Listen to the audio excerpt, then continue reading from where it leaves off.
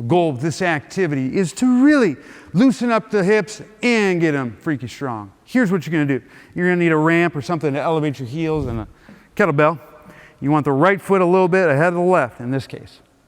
I'm gonna have a little bit more weight on my left heel, and what you're gonna do is you're gonna hold the weight in a goblet position.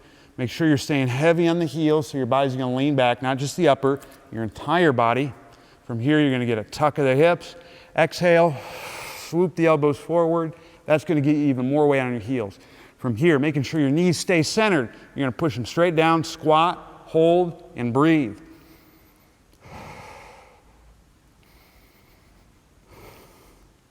Then as you come up, just make sure you scoop your hips and you keep it tucked. You don't wanna arch like that. From the front, just wanna show you to make sure you can see knee position. I'm gonna get the tuck, swoop the elbows, heavy on the heels, knees forward, butt down. See how they're straight? Breathe it out.